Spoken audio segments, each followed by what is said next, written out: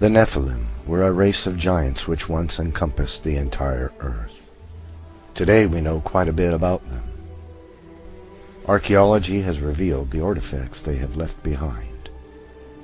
Their history is corroborated by the legends of virtually every culture of the world, including ancient literature, such as the Epic of Gilgamesh, the Book of Enoch, and the Bible. The Inuit Eskimo tribe knew them as the Tuniat. That very same tribe of giants was known to the Norse as the Skraeling. Many people of Western Asia and throughout Europe knew them as the Scythians, who had at one point bested Rome in battle and were said to have been so tall that their feet came close to the ground when sitting on a horse. The ancient Hebrews knew them as Amorites and Canaanites. Sumer is the oldest culture of the world, and the Sumerians give us a tremendous insight into the origin of the giants. The Sumerians recorded that the Anunnaki, a race of celestial beings, the children of Anak and Anu, came to the earth and fathered a race of men, who then became the kings of mortal men. But the Book of Enoch gives us even greater insight to the origin of these giants. Enoch recorded that during the life of Jared, sometime between 3550 and 2550 BC, the sons of God came to the earth from heaven.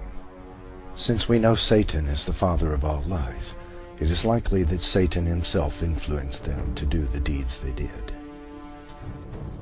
He had puffed them up and built their pride, and for this crime of pride against the Lord, they were cast out of the heavenly realm.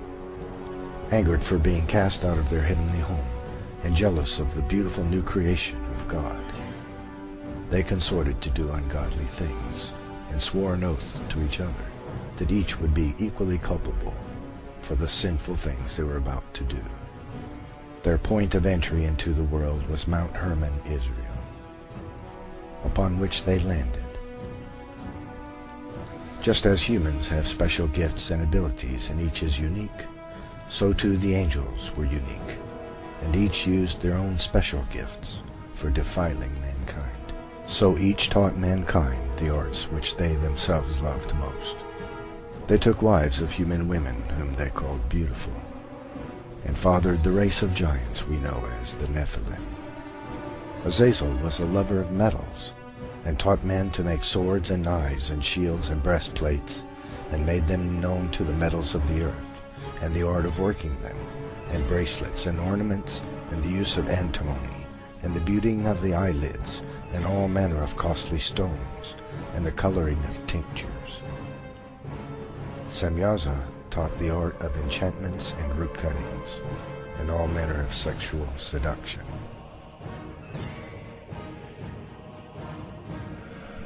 Amaros taught the art of sexual lust. Barakijal taught astrology. Kokabel taught the constellations.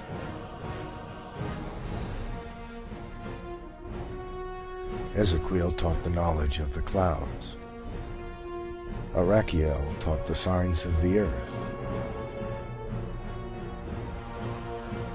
Shamsiel taught the signs of the sun. And Sariel taught the course of the moon.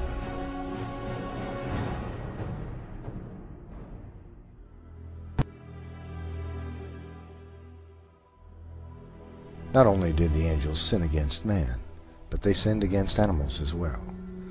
It is believed this means that they genetically engineered new kinds of creatures by mixing the genes of different kinds to create the mythological creatures of old.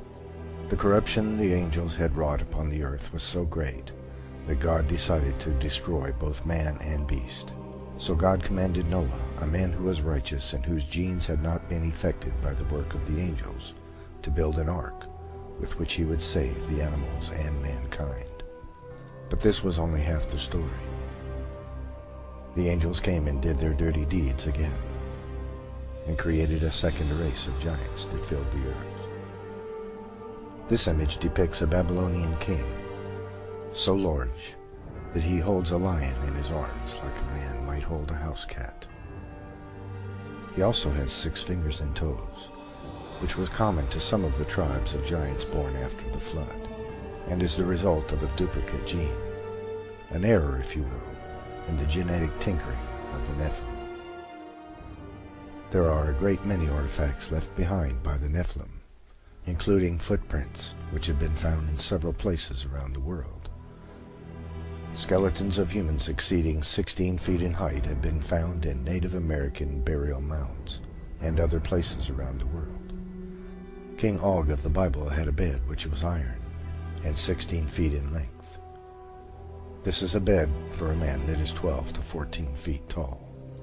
The Nephilim vary greatly in size.